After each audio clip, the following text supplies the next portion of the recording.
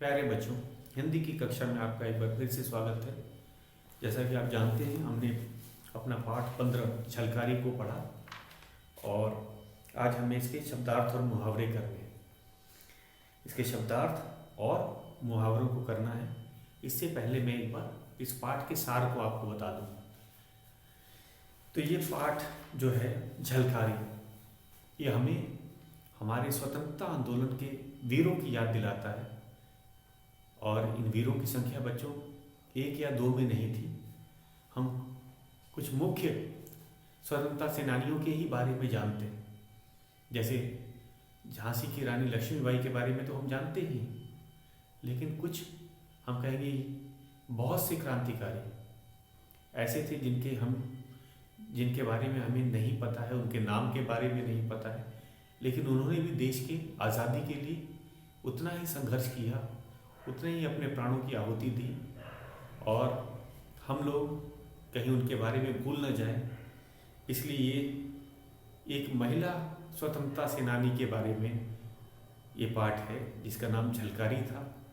और इन्होंने रानी लक्ष्मीबाई के लिए अपने जान की बाजी लगा दी थी, अपने प्राणों की आहुति दी थी, या हम कह सकते हैं कि अपने देश भारत के लिए उन्होंने अपने प्राणों का बलिदान किया। तो इनको ऐसे स्वतंत्रता सेनानियों को भी हमें नमन करना चाहिए, उन्हें याद करना चाहिए, जिनके कारण हम आज आज़ादी में सांस ले पा रहे हैं।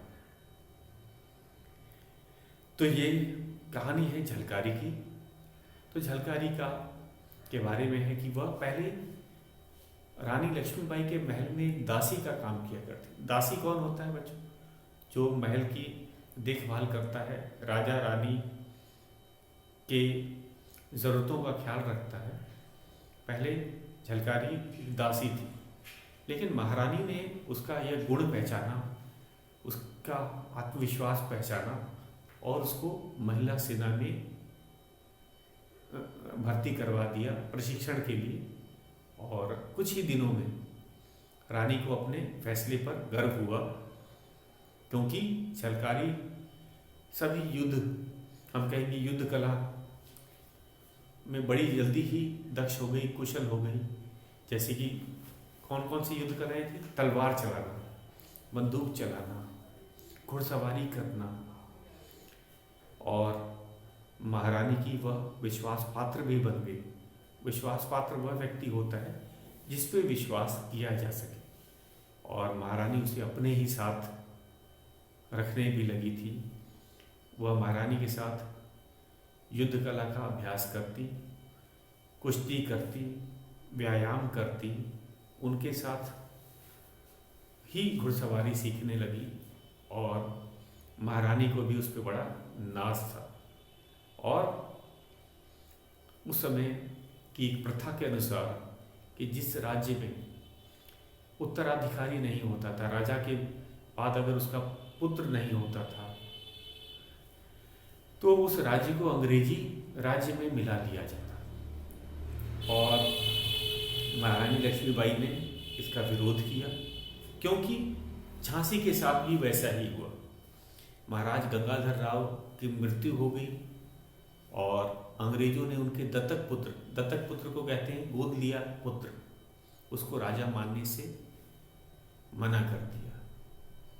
और वे झांसी को अंग्रेजी राज्य में मिला लेना चाहते, लेकिन झांसी की रानी को यह कतई हम कहेंगे ज़रा भी उन्हें यह बात पसंद नहीं आई। उन्होंने झांसी देने से साफ मना कर दिया।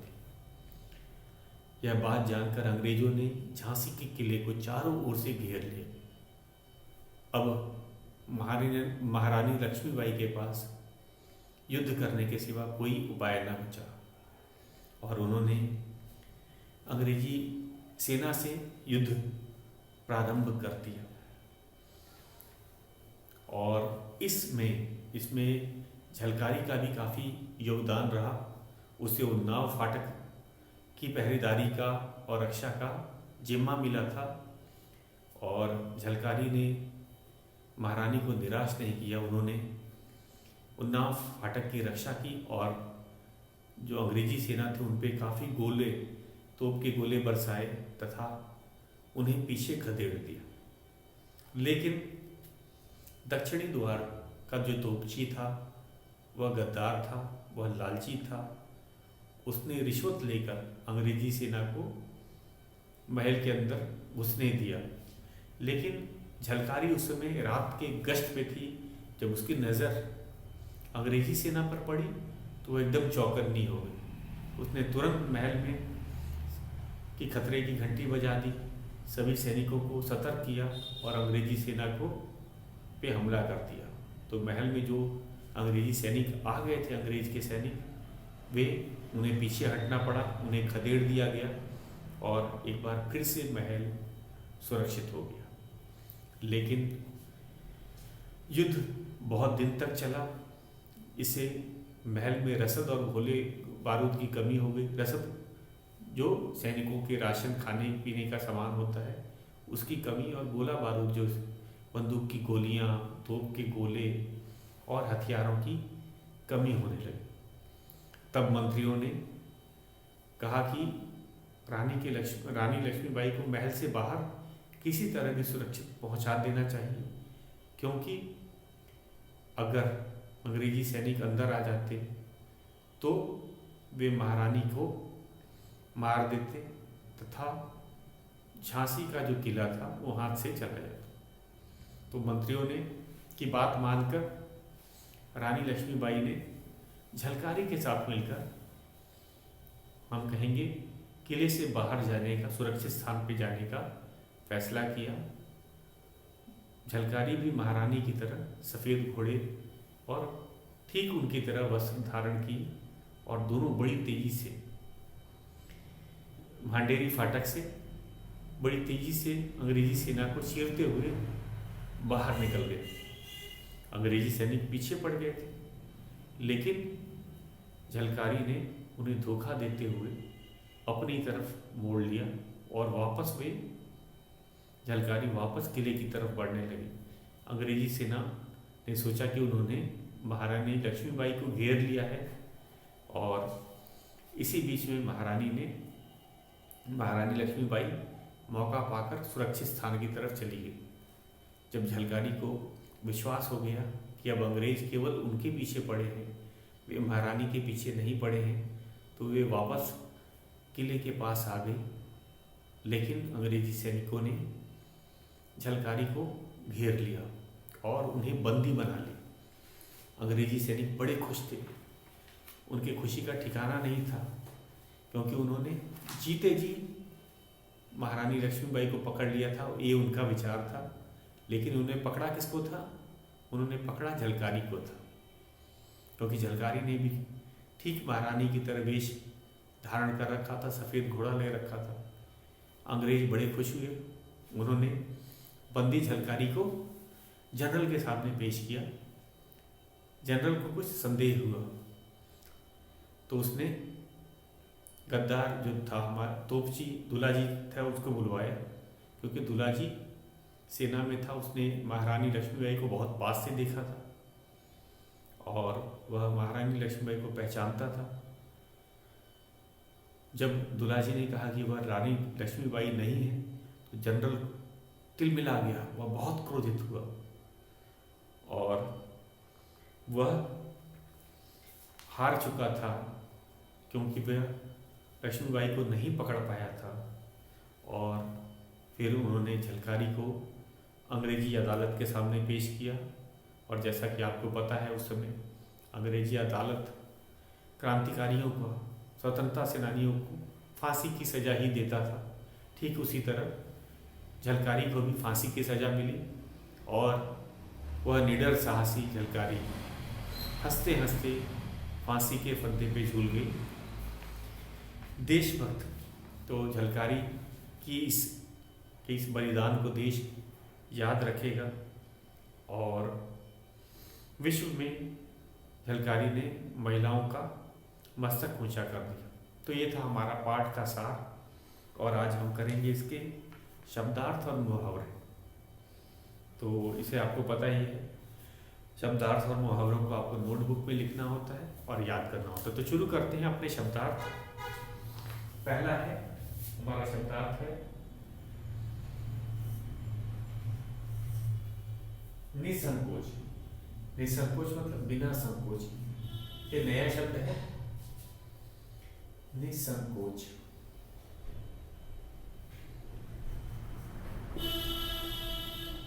निसंकोच इसका अर्थ होता है बेझिझक या बिना संकोच। बेझिझक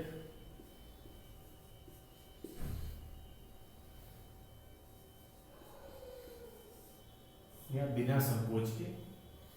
दूसरा है हमारा शब्द, तो शब्दार्थ को आपको नोटबुक में लिखना है और याद करना है।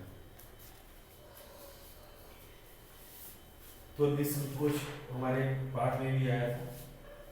इसमें झलकारी ने जब महारानी झलकारी के बारे में पूछा तो उसने निसंकोच उत्तर दिया कि वह उनके पति सेना में है, और तो उनके निसंकोच मतलब बिना किसी संकोच, वह निर्भीक थी, आत्मविश्वास से भरी थी, इसलिए उसने निसंकोच उत्तर दिया था। विश्वास पात्र, विश्वास पात्र जिस पे भरोसा किया जा सके। विश्वास पात्र जिस पर भरोसा किया जाए,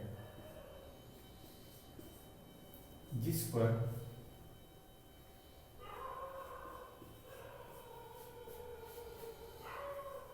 भरोसा, इस पर भरोसा किया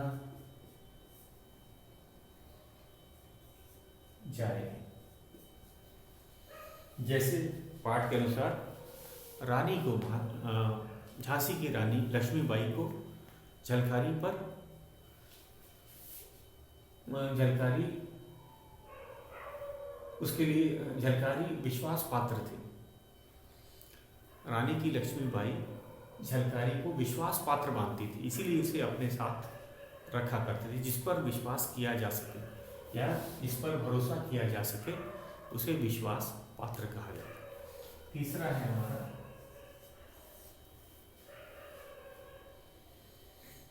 सदैव।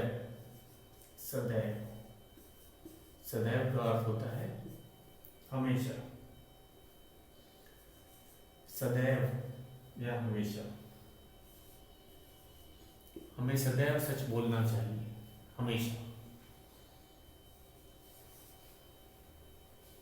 जैसे महारानी सदैव झलकारी को अपने साथ रखती थी, हमेशा, चाहे युद्ध में, चाहे युद्ध के अभ्यास में। दत्तक पुत्र, ये नया शब्द है आपके लिए, दत्तक। दत्तक पुत्र, दत्तक पुत्र का अर्थ होता है गोद लिया हुआ पुत्र, गोद लिया गया पुत्र, गोद लिया गया पुत्र। महारानी लक्ष्मीबाई का दत्तक पुत्र था दामोदर राव, जिसे अंग्रेजी सेना ने उनको उत्तराधिकारी, झांसी का उत्तराधिकारी मानने से मना कर दिया। दत्तक पुत्र होता है गोद लिया पुत्र, ये सगा पुत्र नहीं होता है, यह गोद लिया पुत्र होता है। और अंग्रेजों ने दत्तक पुत्र दामोदर, महारानी लक्ष्मीबाई का दत्तक पुत्र का नाम था दामोदर राव, और अंग्रेजों ने उन्हें, दामोदर राव को, झांसी का उत्तराधिकारी मानने से मना कर दिया। तो दत्तक पुत्र एक नया शब्द था आपके लिए। पांचवा है हमारा उत्तराधिकारी, ये वारिस, ये भी नया शब्द आपके लिए है। उत्तराधिकारी,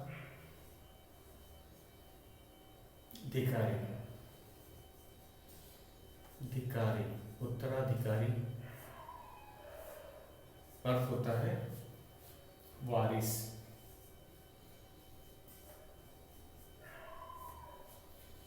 छठा है सशक्त,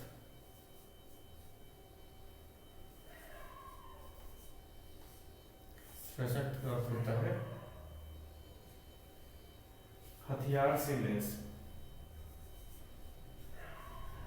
हथियार से लैस।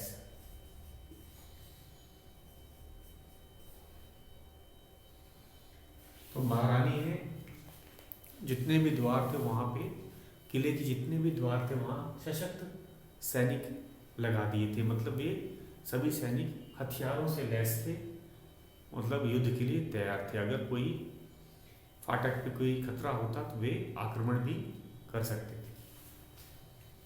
अगला है प्रयत्न, 7वां शब्द है हमारा प्रयत्न। प्रयत्न का अर्थ होता है कोशिश, कोशिश।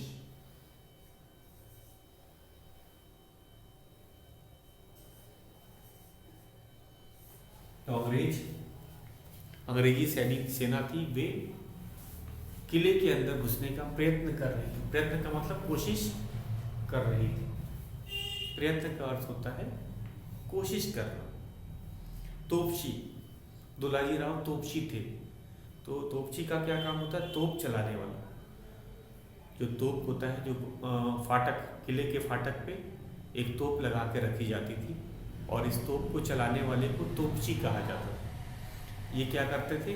तोप चलाते थे और ये जो तोप के गोले दुश्मन की सेना पर गिरते थे। तो तोप चलाने वाले को तोपची कहा जाता है। ये भी नया शब्द है।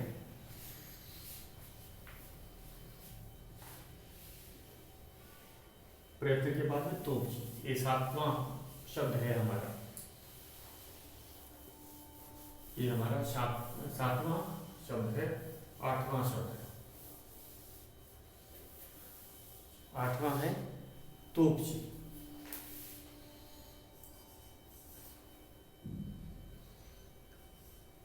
तोपची, तोपची, तोप चलाने वाले को तोपची कहते हैं। तोप चलाने वाला,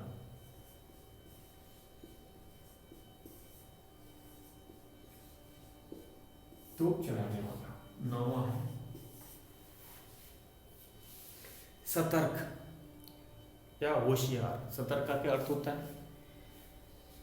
सतर्क, जो तैयार रहे, होशियार रहे, सतर्क। सतर्क का अर्थ होता है होशियार, सावधान, दोनों ही सही है। होशियार,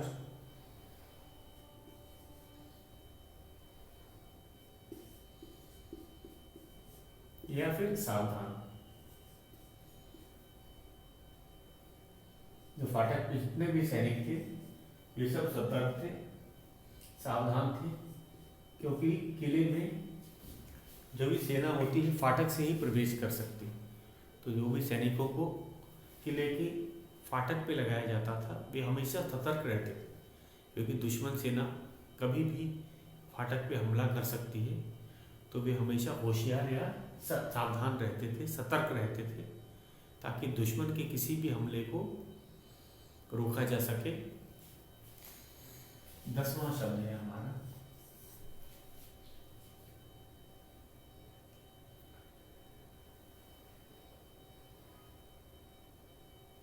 उसके बाद है, हम कहेंगे रसद। रसद, रसद का अर्थ होता है खाने पीने का तथा अन्य सामान। रसद का अर्थ होता है खाने पीने। ये अंग्रेजी के राशन शब्द से बना। जो रसद शब्द है अंग्रेजी के राशन शब्द से बना है। राशन से ही रसद बना है। इसका अर्थ होता है खाने पीने का सामान, खाने पीने का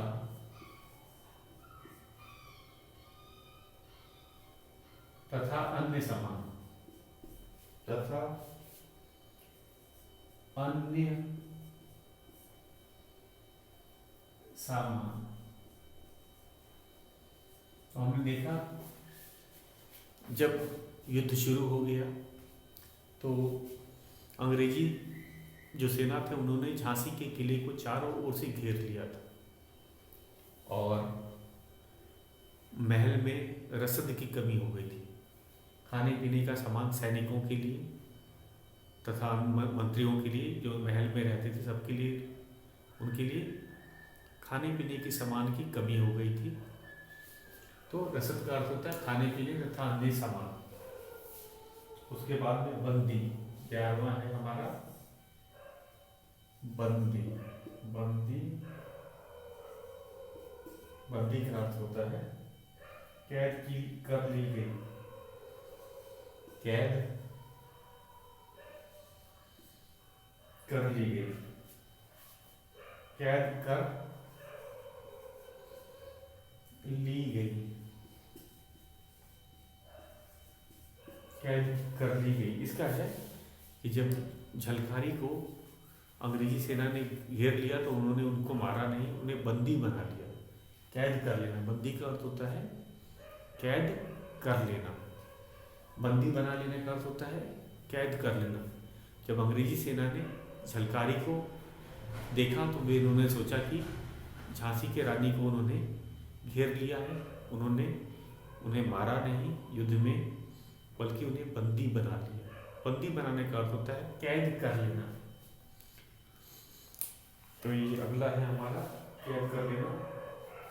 पूर्णतः, ये है हमारा अगला है पूर्णतः, मतलब पूरी तरह, पूर्णतः,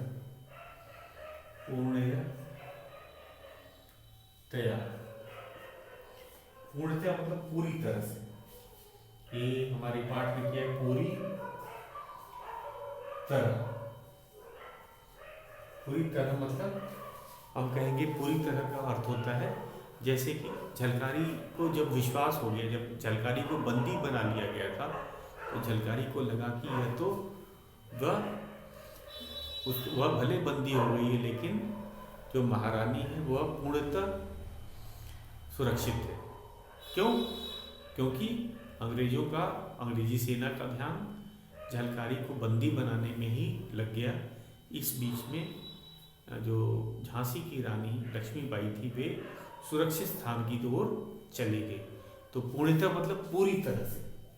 झलकारी पूर्णतः आश्वस्त थी कि महारानी सुरक्षित स्थान पे चली गई हैं, अब उन्हें कोई खतरा नहीं। अब हमारा जो 13वां है शब्द पूर्णतः का अर्थ होता है पूरी तरह।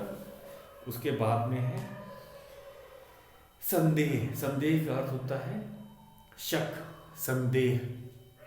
संदेह ये नया शब्द है आपके लिए। संदेह का अर्थ होता है, संदेह का अर्थ है शक। जब झलकारी को जनरल के सामने पेश किया गया, जब झलकारी को जनरल के सामने पेश किया गया तो जनरल को कुछ संदेह हुआ। क्यों? उन्हें लगा कि रानी की लक्ष्मी, वो खुद भी जानता था कि झांसी की रानी को पकड़ना आसान नहीं है।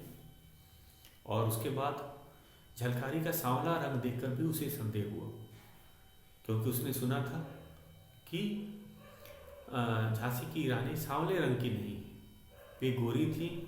तो इस कारण से कुछ उसे शक हुआ, शक या संदेह हुआ। इसलिए उन्होंने पाठ में हमने देखा थी कि उन्होंने दुला जी को बुलाया था। दुला जी जो कि तोपची थे, वे उन्होंने महारानी लक्ष्मीबाई को देखा था, उनके साथ काम किया था। तो इसीलिए उन्होंने अपना संदेह दूर करने के लिए, संदेह शक दूर करने के लिए दुला जी की मदद ली थी, क्योंकि दुला जी रानी लक्ष्मीबाई को पहचानते थे। तो संदेह का अर्थ होता है शक। तो जनरल को संदेह हुआ। और एक अगला है अंतिम, मैंने एक और है 14वां हमारा शब्द है तिलमिला उठना। तिलमिला उठना, तिलमिला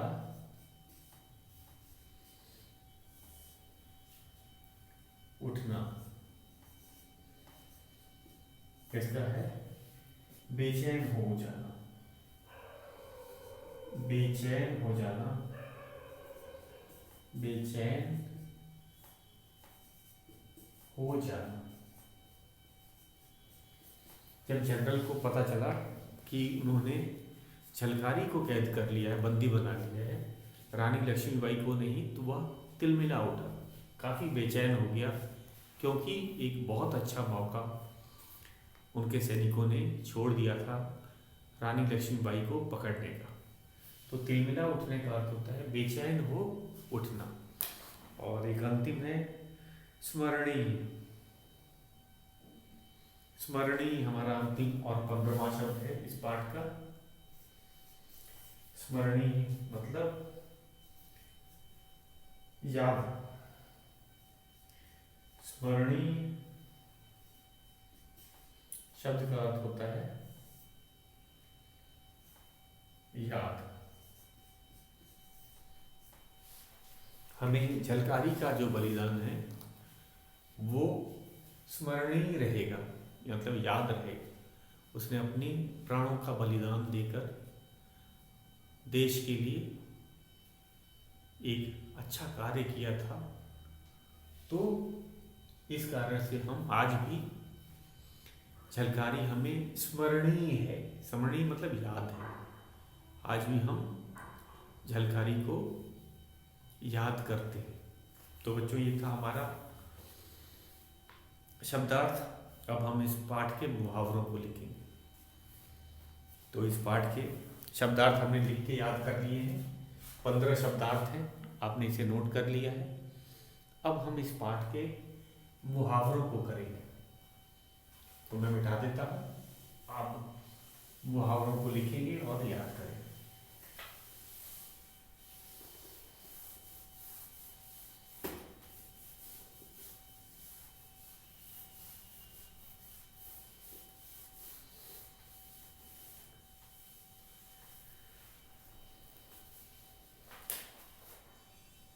मुहावरे, मुहावरे। पहला मुहावरा होता क्या है, फिर से एक बार बता दें। मुहावरा जो होता है वो शब्दों का समूह होता है जो हमें शाब्दिक अर्थ न देकर किसी खास अर्थ को दर्शाता है, बताता है, उसे मुहावरे कहते हैं। तो इस पाठ का पहला है अर्थ मुहावरा टूट पड़ना। टूट पड़ना का होता है जोर शोर से हमला करना। टूट पड़ना, ये है टूट पड़ना। ये पहला मुहावरा है। इसका अर्थ होता है जोर शोर से हमला करना। जोर शोर से, जोर शोर से हमला करना।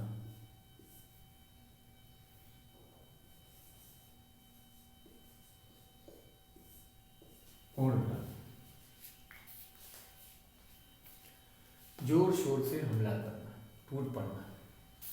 तो हमने देखा जब अंग्रेजी सेना ने झांसी के किले को चारों तरफ से घेर लिया तो महारानी ने कहा कि अब हम जो अंग्रेजी सेना पर झांसी की सेना टूट पड़ी। इसका अर्थ है जोर शोर से हमला करना। तो अपने रक्षा के लिए महारानी के आदेश पर झांसी की सेना ने जोर शोर से हमला कर दिया, या फिर हम कहेंगे वे अंग्रेजी सेना पे टूट पड़े।